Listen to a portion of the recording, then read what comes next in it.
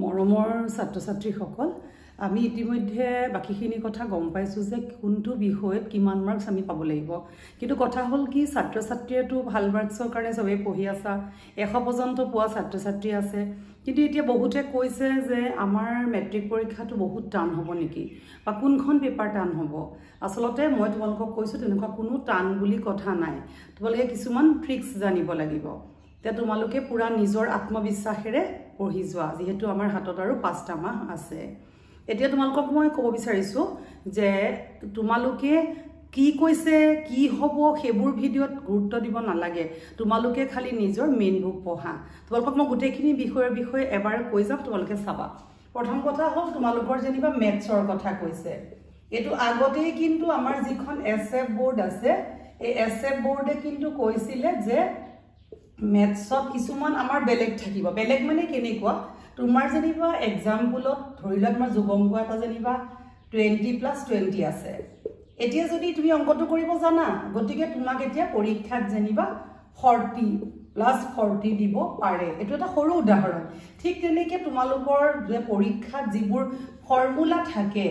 মেথছৰ যিবোৰ ফৰ্মুলা থাকে তোমালোকে এই ফৰ্মুলা বিলাক প্ৰেক্টিস কৰি এনেকুৱা কৰিবা যাতে তোমালোকৰ ডিজিট বিলাক তোমালোকৰ যিবিলাক ডিজিট থাকিব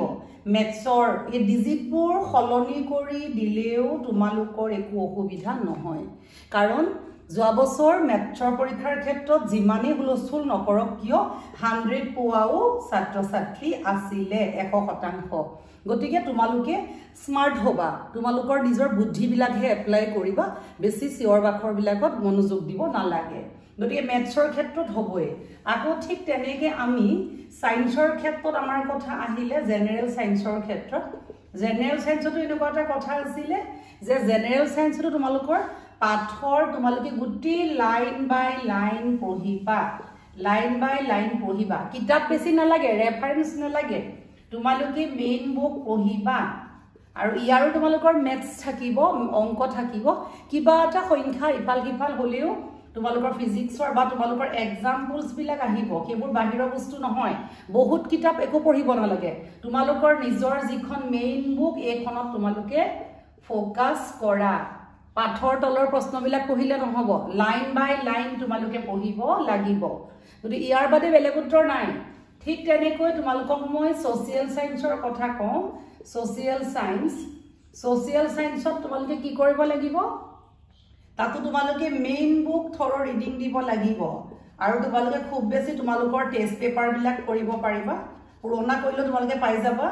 আৰু মই তোমালোকক আৰু এটা কথা কৈছিলো যে কম ৰবা যে ইয়া টেষ্ট পেপাৰ তোমালোকে কৰিব পাৰিবা আকৌ তোমালোকে তাৰ লগত তোমালোকৰ যিবোৰ কোৱেশ্চন বেংক থাকে তোমালোকে হেবোৰো ট্ৰাই কৰিব পাৰা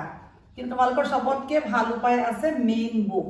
আৰু তোমালোকৰ কোৱেশ্চন বিলাক দুটা পাঠৰ মিলাই দিলে চিঞৰিব কিয় লাগে দুটা পাঠৰ মিলাই দিলে কোৱেশ্চনটো এনসাৰ লিখিব লাগে জুনি মেইন বুক পঢ়িবা কি নিশ্চয় পাৰিবা আৰু সুৱা অনুজনে গম পাব যে ছাত্ৰ বা ছাত্ৰী গৰাকী বুজিছে নে নাই তো তোমালোকে লিখিব ট্ৰাই কৰিবা দেই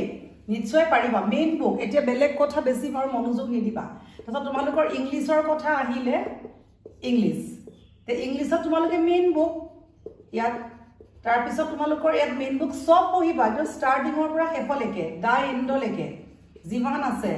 লাষ্টলৈকে বুটে এক্সাম্পল কিবা কিবি যি বুজাইছে একো বাদ নিদিবা আমি কি শিকিলো হেবোৰ একো বাদ নিদিবা তাৰ পিছত তোমালোকৰ আহিলে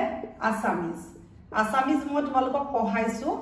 আৰু তোমালোকে আসামিজৰ গুটেখিনি কথা ইয়াত বেলেগ কথা নাই কিন্তু আসামিজটো স্পিড লিখিবা স্পিড বহাবা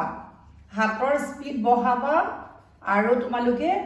প্ৰশ্নবিলাক মানে নিজে নিজে ধৰা লিখিবা কিমান মিনিটত টাইম মেনেজমেন্টৰ কথা মই এবাৰ কৈছিলো আকৌ কম তোমালোকক ইয়াতো বেলেগ উপায় নাই তোমালোকৰ যেহেতু বাকিবিলাকত লিখা কমিব ইয়াৰ স্পিডটো বহাবা স্পিড বহালে অকল অসমীয়াৰ স্পিড বহা নহয় স্পিড মানে ব্ৰেইনৰ স্পিড বহালে আন কথাবিলাকো আন সাবজেক্টটো পটক তোমালোকৰ মনলৈ বস্তুবিলাক আহিব তোমালোকে আৰু ফাষ্ট পাৰিবা দেই আসামিজ এই পাঁচটা তোমালোকৰ আছিল মেইন সাবজেক্ট তাৰ পিছত তোমালোকৰ আহিব ইলেক্টিভ সাবজেক্ট আহিব ইলেক্টিভত যাৰ যি আছে কাবাৰ যদি এডভান্স মেথছ আছে কাবাৰ যদি হিন্দী আছে কাবাৰ যদি সংস্কৃত আছে কাবাৰ যদি জিওগ্ৰাফি আছে কাবাৰ যদি গাৰ্মেন্ট ডিজাইনিং আছে কাৰবাৰ যদি কম্পিউটাৰ আছে, কাৰবাৰ যদি ৰিটেইল আছে, তাৰপিছত কাৰবাৰ যদি ডান্স আছে, এনেকৈ যিমান যি থাকে তোমালোকক এইবিলাক কালিও মই কৈছোঁ যে তোমালোকৰ 5 মাৰ্ক কিমান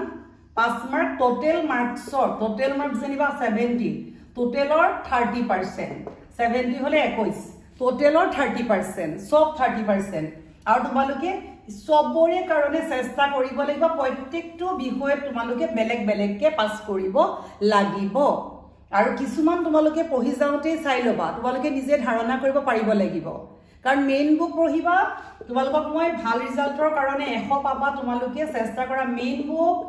2 নম্বৰ তোমালোকে কোৱেশ্চন বেংক চাব পাৰা কোৱেশ্চন বেংক আৰু তোমালোকৰ 3 নম্বৰতে হৈছে টেষ্ট পেপাৰ এয়া কৰি তোমালোকে খুব ভাল ৰিজাল্ট কৰিব পাৰিবা জুনে যিমান কৰা আৰু বেলেগ বহুত কথা লৈ নাযাবা তোমালোকে যদি এইগিটা কথা কৰা মই তোমালোকক আকৌ কৈছো তোমালোকৰ ভাল হ'ব মই সোশিয়ালৰ তোমালোকৰ এমসিকিউ আলোচনা কৰিম অসমীয়াটো সদায় দিমে আৰু তোমালোকৰ কিবা থাকিলে কমেন্ট কৰি খুদিবা ভিডিওটো লগৰ লগত শেয়াৰ কৰিবা এটা লাইক কৰিবা নতুনকৈ সকলে সাবস্ক্ৰাইব কৰিবা ধন্যবাদ